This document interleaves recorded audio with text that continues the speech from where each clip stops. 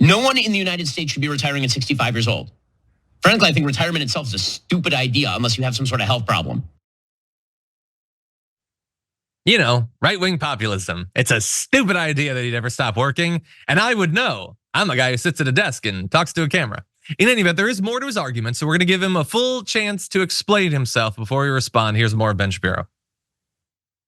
Everybody that I know who is elderly, who has retired, is dead within 5 years. And if you talk to people who are elderly and they lose their purpose in life by losing their job and they stop working, things go to hell in a handbasket real quick. But put all of that aside, just on a fiscal level and on a logical level. When Franklin Delano Roosevelt established 65 as the retirement age, the average life expectancy in the United States was 63 years old. Today, the average life expectancy in the United States is close to 80. It's totally insane that you believe that you should be able to work from the time that you are essentially 20 to the time that you are 65, which is a 45-year period, pay in, and then you'll receive Social Security benefits sufficient to support you and your family, you and your wife or whatever, for like another 20 years. Okay, so there's a lot. First of all, I'm gonna blow his mind. Hey, Ben, there's a chance that your wife in this metaphor worked for 45 years. What decade do you think it is?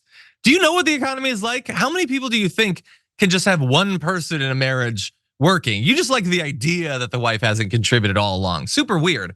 In any event, none of his math works out. He says life expectancy is 80. It's years shy of that. And over the past couple of years, has actually had times when it's actually decreased. But much more importantly than the fact that he got all of these numbers wrong and conveniently got them all wrong in a way that made himself seem more reasonable. We know that when you break it down beyond just overall life expectancy, it doesn't shake out that way for everyone. When you break it down across racial and ethnic groups, life expectancy for black people in America was only 70.8 years, almost 10% less than the average. Before we continue with the story, we depend on members to keep on going. Don't wait. Click join now on YouTube. I'm sure he wasn't aware of that or how making it so that you have to retire later would impact different racial groups differently. But more important than all of that, at least to me, is he talks about how it was set up. This retirement age was set up decades and decades and decades ago. And now we live a little bit longer than we used to. And it's absurd that you would work for 45 years and then expect that you would have time where you could just live. That's crazy. Here's what I think is crazy. The idea that since the 40s, American workers have grounded out day after day, ever increasing productivity, building the economy that is that's the shining star of the world, the best economy that's ever been found. And after all of that, no one should expect to live a life that is even 1% better than they had it in 1940. If you only got a couple years before you keeled over then, why would you ever think that you or your kids or your grandkids would ever be better off? Okay, so clearly we just have to make it so that you work longer. Everybody I know who is retired has just died. First of all, check in on your friends then, dude. You're just letting them die. How about this? Rather than just forcing them to work until they keel over on the job, how about we help to instill a culture in America where all of our identity is not necessarily wrapped up in our job? Maybe we could have an identity that's based on more than just that. And much more importantly, he says there's no meaning to life if you don't have your job. Look, if he enjoys his job, it's great that he gets enjoyment out of his job. A lot of people just have to work to survive.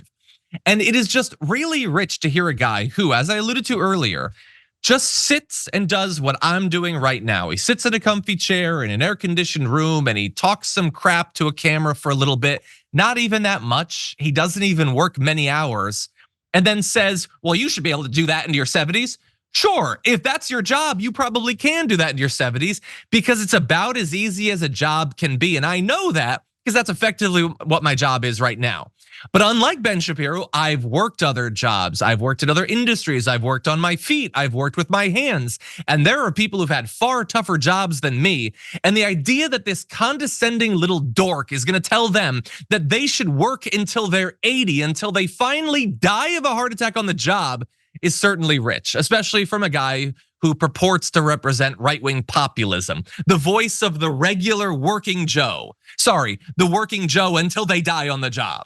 Sharon, what do you think? I apologize. I have a lot to say about this. What do you think? I feel like this must be what church is like because you hit the nail on the head. I wish we lived in an America where you could just follow your passion and not just grind it out, pay taxes, and barely scrape by. That's not the America we live in. And thank you yet again for mentioning people who look like me don't necessarily have the same life expectancy. This guy's a tool bag, okay? And he rather enjoys being a tool bag. Our self-worth is about more than just punching a clock and then getting laid off, getting wages slashed, reduced, whatever, as companies make more and they have these golden parachutes. This guy is just, he loves the dark side. Is this for real or is he playing a part? It's real, isn't it? This is actually who he is.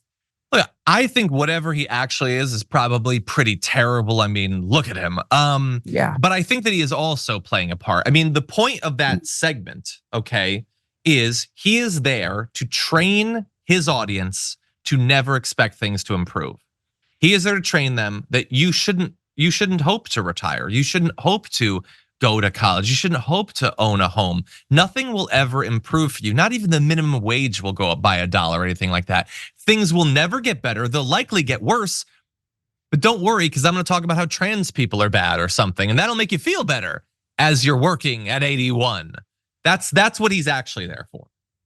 And in closing, by the way, so we did acknowledge, but we kind of glossed over, if a country has life expectancy that is like 7 years difference purely because of differences in race, is that not like kind of a thing that we should like look into, like do something about? That seems horrific. And I'm gonna switch it up, thought experiment. If they ran the numbers and it turned out that white people had a 7-year shorter life expectancy, I think it would be discussed in the news every once in a while. I think Fox would do a segment on it. I think that Jesse Waters would dispatch one of his producers to look into those numbers. So anyway, there's a little bit of hypocrisy here. It's not particularly surprising.